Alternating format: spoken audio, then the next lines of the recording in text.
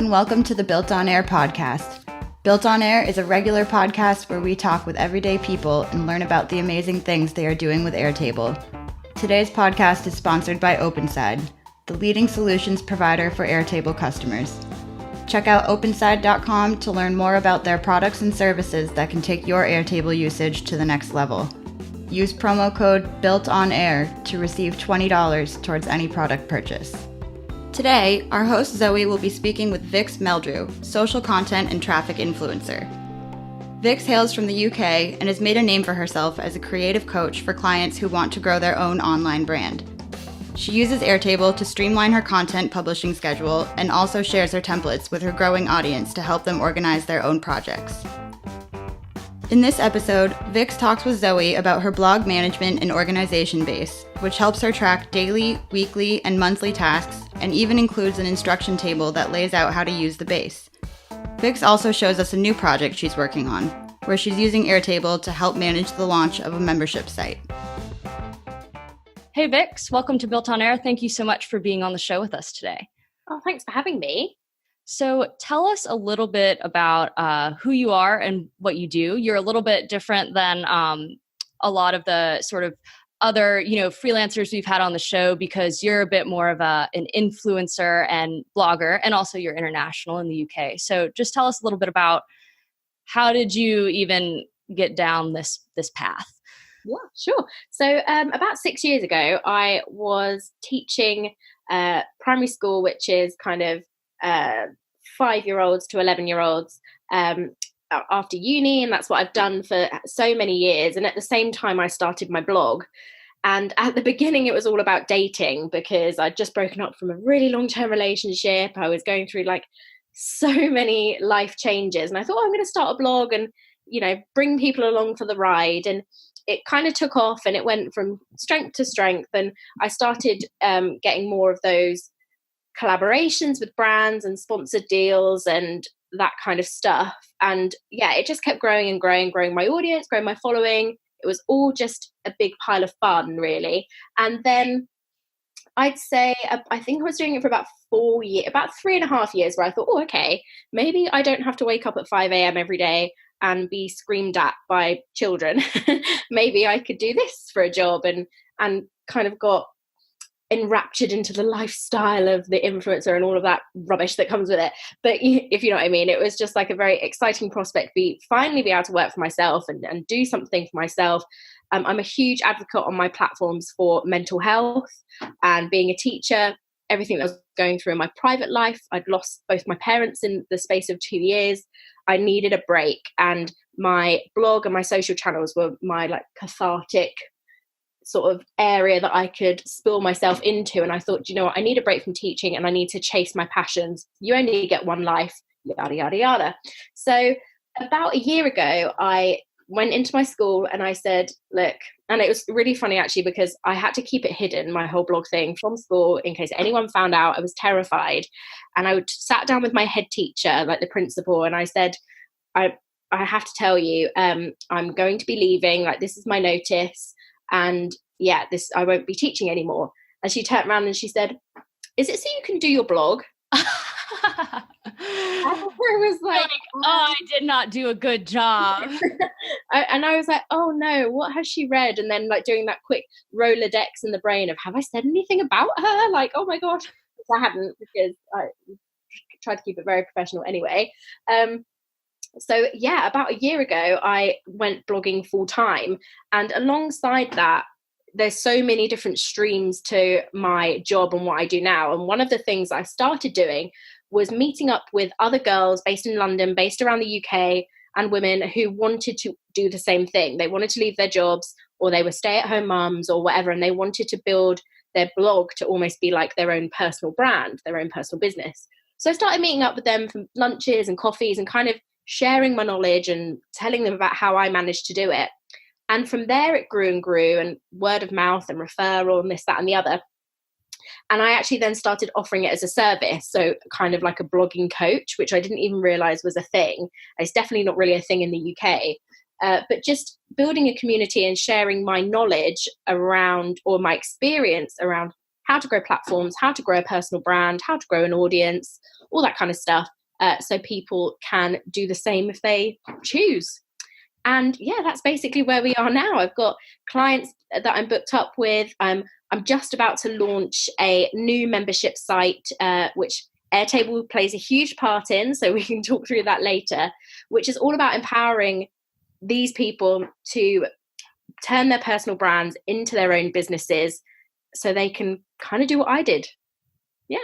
Very cool. So I have so many questions. And I think also too, because when you started out, right, the concept of being an influencer, right, and this being able to be sort of your full-time thing was pretty, new, right? And now it's sort of becoming almost commonplace where like in the media, I feel like influencers are kind of getting like a bad rap now because they're like, the lifestyle is all fake, like, and they're, encouraging people that you can do this when really it's just a pipe dream, only the top like 1% actually can make any money. So tell me about how that sort of media, opinion of influencers differs from, you being a real person and actually being able to do that.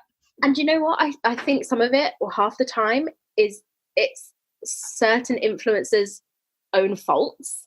Like they've brought shame among all of us because they've done the skinny teas and the diet lollipops and the holding something up to a grainy camera and saying, buy my stuff. And that's the image that's been kind of attached to influencers, is that it's kind of reality TV stars and Z-list celebrities who are hawking detox teas, and they don't care about their audience. They don't care about which product they're shilling, as long as they're getting paid and as long as they're showing themselves off on this beach and that beach, living this lifestyle, which has then contributed to a huge decline in teen mental health. You're measuring up to these completely unrealistic expectations and unrealistic lifestyles, and people only showing their highlight reel. So it's hard to kind of be lumped in with that group of people. The word influencer is like it's like Voldemort. It's like you should not be named. It's like the worst word ever. And essentially what it boils down to is someone who has built a personal brand online through whichever medium, YouTube, podcast, Facebook, Instagram, who has an amount of influence on their audience. And that could be influence to encourage them to take up a new hobby, to learn a new skill, or it could be the more shallow influence, which is buy the skinny teas. But it's having that amount of influence. And the thing that I'm trying to build through my community and with the people that I work with, my biggest thing that I have and that I always speak about is what your legacy is. And that goes across any small business, anyone that's building a brand online. What do you want to be remembered for? Do you want to be remembered for selling skinny teas that make people like crap their pants? No, that's not your legacy. Or do you want to be remembered as somebody who's shared the ups and downs of their life and actually shared with people that, you do have breakups, you do lose your parents, you do go through all of these things in life, and this is how you come out of the other side of it. You can have a stressful job. Here's what you can do on the outside to have some release, that kind of stuff. And that's what I want my legacy to be, not skinny teas. Right. Yeah. Because it for you, it started out of this place where you were sort of more doing it for yourself. Right. And then it just sort of built this momentum.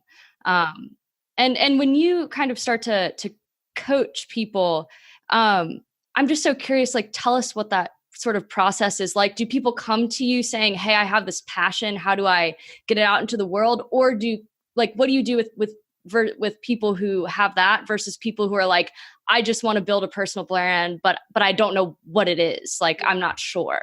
Yeah. So it's something that I've been experimenting with, trialing, kind of seeing how it evolves for the last sort of maybe 18 months since I started doing it.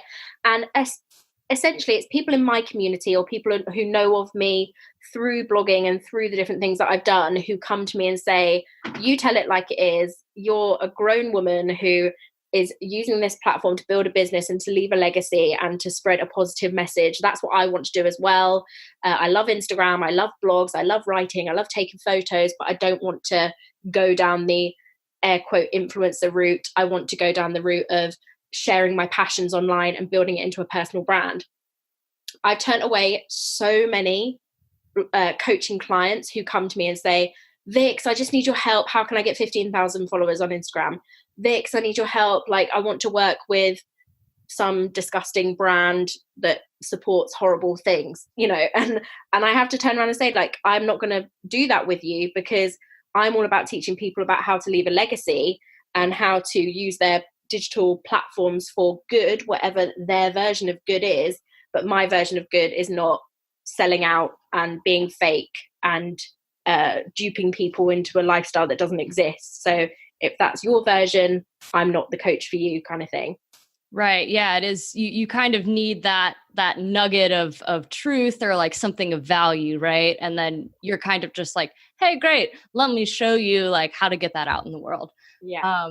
And so you've sort of just recently, you said, sort of officialized this coaching thing, but you've been doing it for a while. What is one of the biggest things that you've kind of taken away from, because it's one thing to do something yourself, and then it's another thing to teach people that. So what realizations has that given you? I think at the beginning, it was very much me sharing like, oh, well, I did this and I did this, and why don't you try this and why don't you try that, because it worked for me. But actually it took me some time. I kind of sat back, I went on various courses, and I actually just went back to my teacher education days and my 3-year degree. I've got a master's in special educational needs teaching. Like, from that aspect of teaching, that's what I went back to. And as a teacher of children, of adults, you aren't, it's like the saying is that you're not there to fill an empty cup, you're there to light a fire. And my coaching style then completely changed. And the way I packaged it, the way I served it completely changed. It was no longer me saying, this is how I do things. This was my A to Z. This is my 1, 2, 3. This was my, like, what's your passion? What's your big goal? Let's work backwards.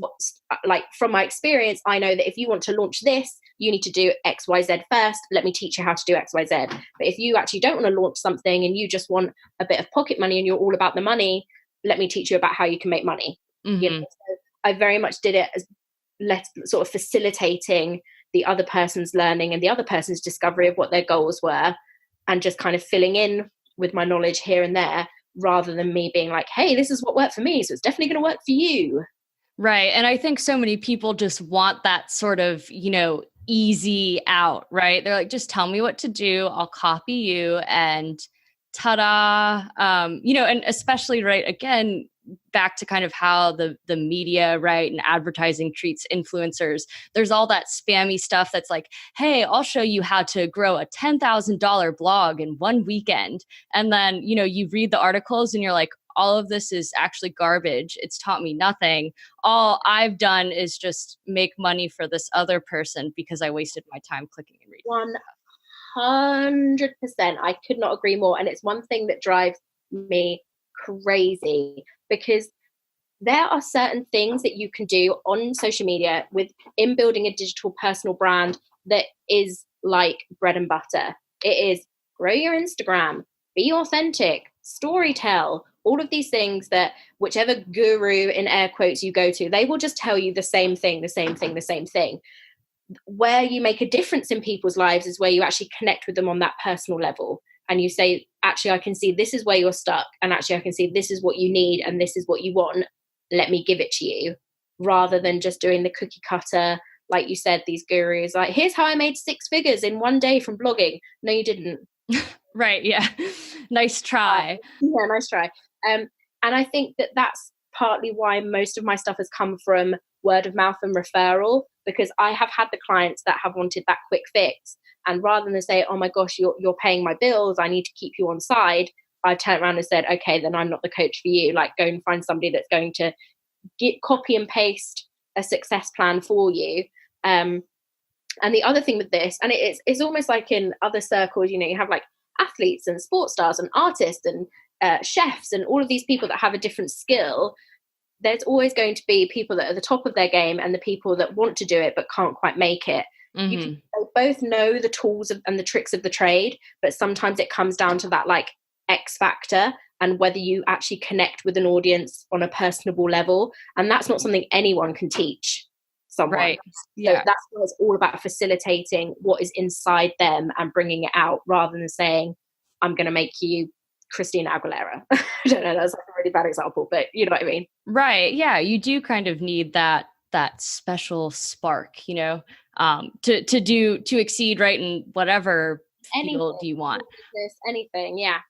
But of course, also, you know, beyond just kind of starting from that, you know, period of facilitation of, you know, kind of visioning for your clients, of course, also you do teach them some practical things, right? And this sort of Airtable template, which you'll show us later, is one of them. So tell us a little bit about kind of how you found Airtable, and then how it's kind of worked its way into how you know, manage all of the long to-do lists and like the 80 billion things that you have to do to, you know, always be interactive. Yeah. So originally, when I first went full-time doing this, I thought to myself, I need some systems in place. So I tried the different ones, you know, your Trello, your Asana, like all of these different task kind of management things. I tried Notepad and Pen. I tried a pin board, Post-it notes. I tried all of these different systems, but none really clicked with me, and none kind of laid out exactly how I learned best and how I could observe things and take things and organize things best. So I was just kind of doing my own thing and doing fine. And I have a wonderful virtual assistant named Danny Fairhurst. Changed my life, this woman has. She's absolutely brilliant. And I remember there was just one evening, and she texted me at like midnight, because we text each other all the time because we're friends now too. And she was like, mate, I found this most amazing new resource. It's called Airtable. I'm going to get it set up and then I'm going to send it to you. I'm so excited. And I was just like, oh, okay, cool. Like, it's going to be another Asana. It's going to be another so-and-so, fine. And a few days later, she sent me the Airtable template that she'd created to manage the jobs that I'd asked her to do. So I'd asked her to manage my Pinterest, to schedule my tweets, to do all of those kind of admin things that I didn't want to do. Right.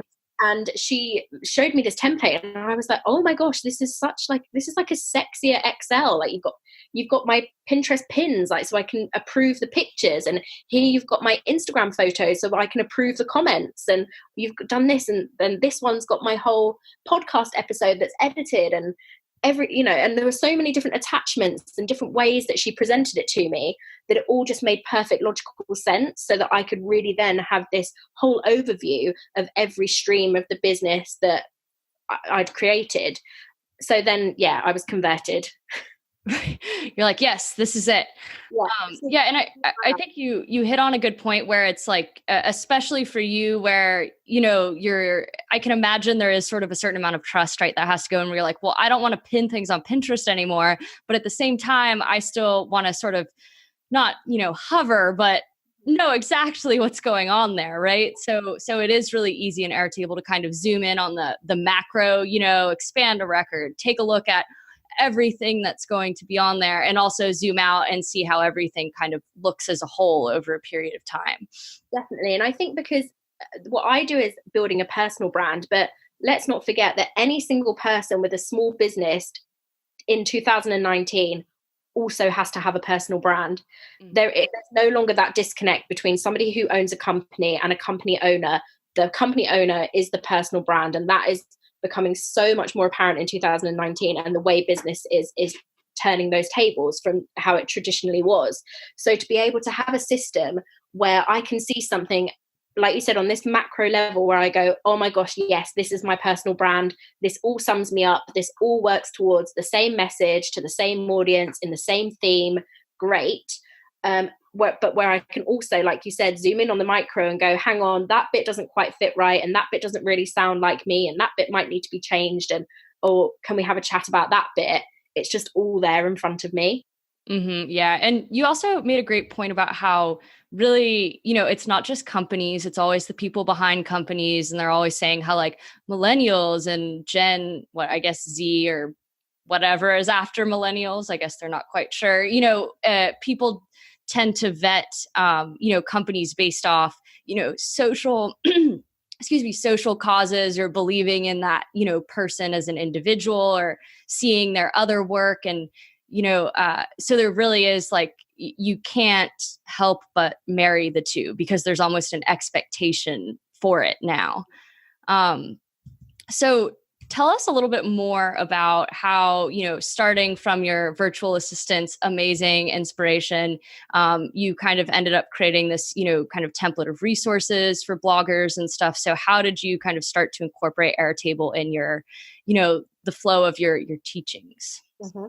So within my community, I'm always in there and I'm always talking to people. What are you struggling with? What do you need help with? If you haven't posted on your blog this week, why? What's holding you back? What problems are you facing? I'm always in there doing that kind of chat so that I can then go away and write the blog post and record the podcast episodes that will help solve those problems. Because I figure that, I've had this 6 years of experience. Every problem that you've come against, I've probably come against at some point and I've overcome it. So let me make something and teach something that will help you overcome it too. So because I'd gotten so into Airtable with what Danny had made me, and the messages that I was getting back from people constantly is a couple of things. It was confidence. It was, I don't feel confident that I know everything that I need to do to move the needle forward and to drive my channels forward. It was time. I work a full-time job or a part-time job, or I have kids and I just don't have the time to fit in running a blog and growing social media channels. And the other one was organization. I know that I have a million things that I need to do across a million different platforms to grow my personal brand. I just don't know where to start and I don't know how. And that was the main thing, actually. It was, I don't know where to start. So as I'm getting all of these messages back, I'm like, okay, well, basically I need to create a resource. I can't give people time. I'm not like Thanos in Avengers. I can't change this for people, but what I can do is actually I can take away a lot of the overwhelm, whereas a lot of people feel like, oh, it's going to take me 4 hours to write a blog post and then it's going to take me 5 hours to promote it and X amount of hours to do this, where I can really drill down and go, actually, if you just do these tasks and this task and this task on this day, you've moved it forward. And it's in a manageable, broken down, organized way. I'm giving you the confidence to go out and do these things because I'm saying these are all tasks that I've done to move my platforms forward. So if you do them too, they could work for you, give it a try. But I've also brought in that element of organization and time saving because it's kind of mapped out.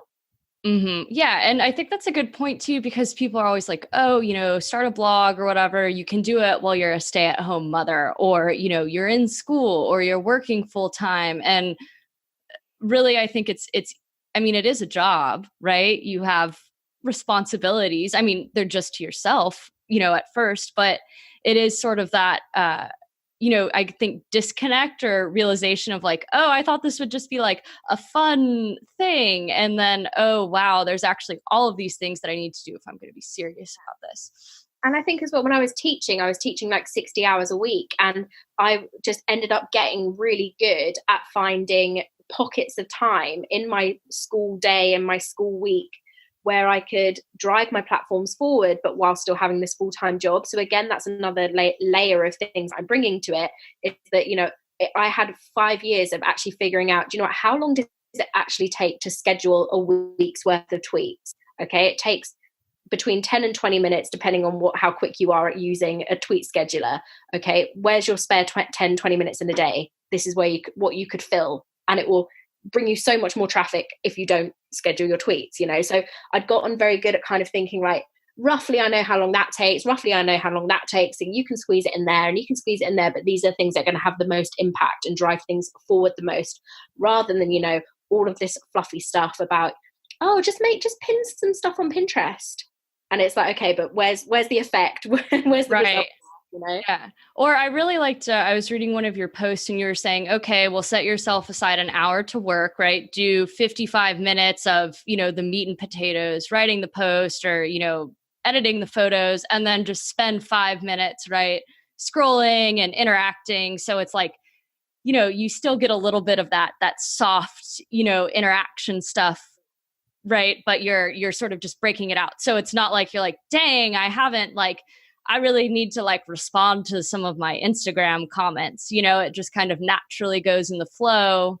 So it's a good balance between do the big things, right? Do the heavy lifting, but also figure out how you can, interact and kind of, participate beyond just posting things. Yeah.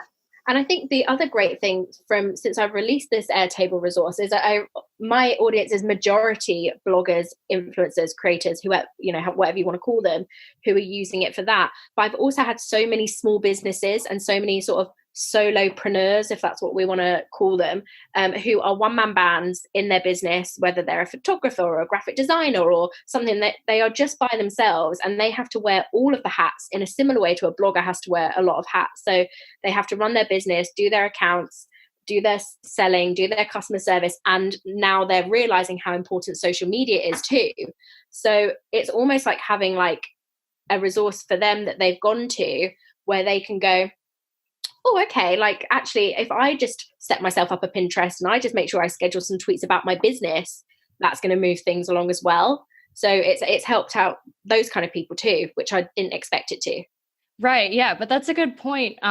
Because really, and I think sometimes, when you're building a business, you're like, oh, I just need to focus on, what I'm actually doing, my product, and all of that will come later. But really, I mean, again, because you're, kind of married, right, to your product personally, if you want to grow, you really can't ignore that stuff at some point. So yeah, it is really important. And I think also, consumers today, like, I mean, I have an expectation, like I'm much more likely to look at a brand if they have free content that I find valuable, right? So there's this weird expectation now that it's like, you have to give me something of value first before I want to give you my money. Yeah. On something else, it's so that's that's a great point how this is kind of, it applies for lots of people beyond just people who are wanting, that blog or that Instagram account to be their main product. Yeah, definitely. Okay, so these are my Airtables that I've got going at the moment, and you can see the ones that Danny started for me. I also used it to show how you can use it for a form to bloggers, which they found super helpful. And the one that I have created is this one here. It's blog management and organization. I created a kind of welcome mat for them to see how to use it, and just to say, come and join me on my Facebook group, come and join me on Instagram. And I've broken down how essentially I've laid it out. So what I've done is, you can see across the top here how I've broken it down. I've detailed some daily tasks they can do on the day that they have created some new content. And I'll show more about that in a second. Then I've said that these are the daily tasks to do when you have no new content, you're just talking about stuff you previously created. These are the things that you can do every week to drive it forward. These are the things that you can do every month to drive it forward. And again, it was designed to give them a routine. So if they ever get stuck and they're like, oh gosh, I know that I need to do lots, but I don't know where to start, they can come into here and go, okay, well, have I done this week? Have I done this month? And kind of catch up. So across here, under the daily tasks where we're talking about new content, I've broken it down into what they could do on their blog, what they can do on Instagram, Twitter, Facebook, Pinterest, and any miscellaneous, which will all support the creation of that new blog post.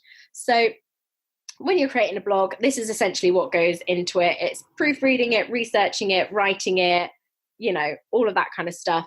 And just a few more things that they might not always think of. So doing your internal links, which is good for SEO, making sure you've got a call to action. Then it kind of breaks down for them. Okay, once you've published your blog post, this is how you promote it on Instagram. This is how you promote it on Twitter.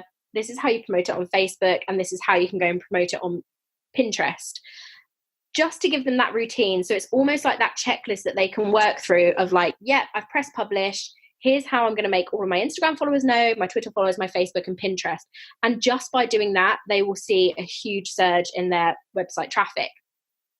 Now, I don't say for people to make content every day. It's exhausting. And like we said before, nobody has time to do that all of the time. I always say to people, if you're making a piece of content a day, a blog post, an Instagram, a Twitter thread, a Facebook post, a LinkedIn post, one thing, you don't have to do it all every day. So under daily tasks for no new content is you published yesterday, you haven't got any new content to promote. So these are some other promotional things you could be doing for your previous content, older content, to get people to come and look at that as well. I've also added in a lot about Instagram engagement, because that's another thing that people forget to do, is that we often feel like it's our podium and we go on there and we put our content out into the world and we expect the crowds to flock, but actually Instagram is mostly about engagement and building a community. So I've put reminders in there, you know, go and find new accounts to follow, go and find new accounts to engage with, go and comment and like on people in your community's pictures, because sometimes they need that reminder. Then I've said, you know, moving over to your weekly tasks, again, split it up by the platforms that most bloggers are on. Here are some things to do. If you've done all of your other daily tasks, add some of these things in, because these will also really make a difference in growing your platforms. The miscellaneous one here has been really helpful for them, because these are the ones that they, you know, I've got a cheeky little shout out to my podcast here, but these are the ones that they wouldn't necessarily think to do, and then it kind of piles on top of them, and they're just, you know, good things to do to grow and move things on. And then these monthly tasks, these are the more in-depth tasks that if you're on top of them and you're doing them every month, they are going to make a huge difference to you. Like scheduling out your tweets, scheduling out your pins, the difference that makes in your blog traffic is monumental. So do it in a batch in a month and you're kind of good to go. Use these keyword tools, Google Trends, Pinterest keywords, to actually then research what you want to do the next month, so that you're on top of what you're going to be creating as well. And then I've given them an extra little to-do list at the end, because I love this feature in Airtable where you can color code everything, and you kind of, some people prefer this kind of colored, more visual style of things, to know, okay, well, if I know that I've done this, and this, and I can kind of tick it off, then I know I'm good to go. And yeah, it's just proved to be really successful. People in my community are obsessed with Airtable. They're like, give me more Airtables. What else can we organize? Or they're coming and sharing templates with me and being like, oh, I've taken what you've done and I've added this and I've added that. So yeah, it's so simple. It's so easy for people to do. It's not overwhelming. For people that don't want to have another new technology to learn, it's just all there in front of them for them to use. Yeah, I love it. This is a great way to kind of get, get people to dip their toe into Airtable, and, you know, and then they can kind of explore what else it can do to organize all this stuff. Because it is, I mean, really, I think just from seeing this, the thing that jumps out at me the most is, I mean, you really do have to be pretty tech savvy, right? To, you know, run a successful blog or, you know, Instagram account, because it's not just, oh, hey, I'm posting, I know how to do that, or hey, I can edit photos, or I'm good at writing. But, you know, you are looking at analytics, you're having to adjust all these really small things. You have to think about SEO, and it's like how, you know, it is quite complex. So it's just nice kind of seeing it all laid out in this, you know, simple skeleton where you can easily, you know, add things to tweak it to your own, you know, special process. This is why I've then, with my membership that I'm launching, why I've decided to use Airtable. Is it okay if I show like the bare bones of what I've started to make? Please do. Yeah, absolutely. See if I can load it up. So with that, what I've realized is actually this whole thing about them wanting and needing this time is that I've created, sorry, that's the wrong one. Where are we? Oh, here we go, down here. I've created another Airtable based on each month. I'm releasing a bundle, and it could be that it will teach them about SEO. It could be that it will teach them about Instagram analytics, or how to develop their brand on Instagram stories. It could be how to develop your blog traffic. It could be how to make your blog and your website and your channels legal. So all of the legal things that you need to do, terms and conditions, disclaimers, all things that people don't necessarily start a blog and then realize that they need to kind of master. So this is what my membership is going to be about, is actually, here are all of the tools that you need, and here's the education behind it, so you can kind of get yourself up and running. So the first bundle is called Grow and Glow from the Go, because my membership will be called Grow and Glow. So this is all about the foundations that you need to lay and the basics that you need to start to get your blog and your channels up and running from day one in the right kind of shape. And again, going back to what people said about needing time and needing things just really clearly laid out for them, I've broken down each job into 2-minute, 5-minute, 10-minute, 30-minute, and 60-minute tasks. Nice. So people that work full-time or work part-time, when they're sat on, the train on the way home or the bus on the way home, and they're like, oh, okay, I've got 10 minutes on this bus. What can I do today? They can come into their Airtable. They can go, oh, okay, cool. Well, if I just write these 4 sentences, that will be my whole elevator pitch sorted. That's a big job ticked off. Or they might think to themselves, okay, today I've got a bit more time.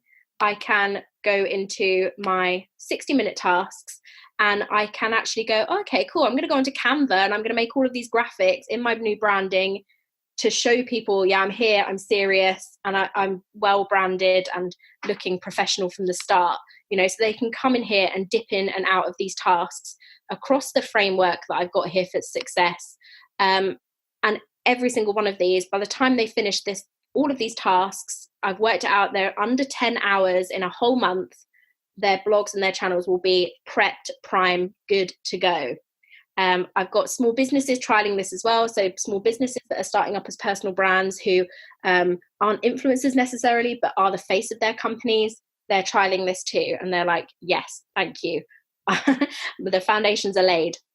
Right. And I kind of love here too how you're using Airtable in sort of this unconventional way, right? Because from, me from a systems perspective, right? If I were to have to build this for people, I would be like, oh, well, I need to show them how to build their to-do lists in Airtable and track, are you doing this 10-minute thing, every day or every week? But sort of the way that you've laid this out, it's much more minimalistic in a way where instead of, I think, overwhelming people, right? It allows them to be like, okay, here are the things I have to do.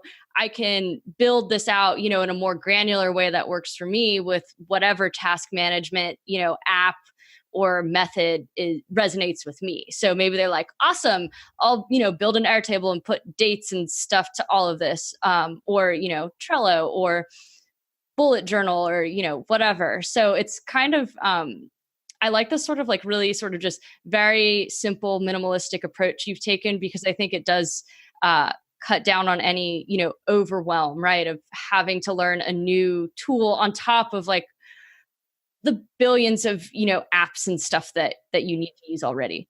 And I'm developing it as well. So for example, in some of these tasks, it's like read article on this, download PDF that's about this, download this worksheet, download this checklist, and I'm going to chuck them all in the attachment. So people, if they don't know how to do something there and then, there'll be an attachment there that will quickly talk them through it. And then eventually I'm going to be developing it into, especially more for the small business and the personal branding kind of side of things, where I can almost turn it into a whole social media plan where a small brand or a small business can come on, they can get a stock image to put on their Instagram, they can get a caption, they can get a bank of hashtags, and then they're good to go. They can get tweet wording and Facebook post wording and articles to digest, all in this one platform that is just, like you said, it's just so simple and minimal to kind of look at and not get overwhelmed by. Right. Everything that you could possibly do in Airtable. But yeah, this is awesome. So tell our listeners where they can go to check out more about you and your work. And, maybe even, are you still accepting participants for your class? Yeah. So my name is Vix Meldrew. I'm at Vix Meldrew on all channels, and it's vixmeldrew.com. On my website, there's loads of blog posts all about social media, starting a blog, driving your traffic, building a personal brand. And I have a podcast myself called Exciting Emails, which is all about the same thing, blogging, growing social channels, very fuss-free, very practical, minimal, no BS kind of approach that you can subscribe to. There's a really fun quiz on my website, which will tell you what sort of blogger you are. Even if you're not a blogger, it's quite fun. And that will sign you up to my mailing list, where you will get these free resources, these free Airtables coming through. If you go to vixmeldrew.com/Airtable-tutorial, I would do a whole tutorial run through of how I've used it for my blog. And then you can download my exact template, the one that I've just shown here, to use for your social channels. If you are a blogger or a small brand or anything that wants to grow your channels, you can go and do that. In terms of my coaching, I am fully booked for the next couple of months. However, my membership launch, which is the Grow and Glow, which I've shown you here, is going to be launching for beta members in 3 weeks. So I'm looking to take on 100 to 200 members. We're almost, the waiting list is pretty packed, but I'd love to see who comes and joins it.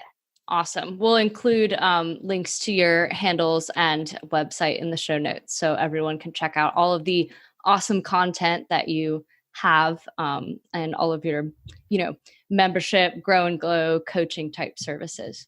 Fantastic. Thank you so much. Well, thank you so much for being on the show, Vix. It was great to kind of chat with you and learn a little bit more about the world of, a real life influencer, right? Instead of, tummy tea from Instagram. So thanks so much for your time. And I hope you have an amazing day. You too. Thank you.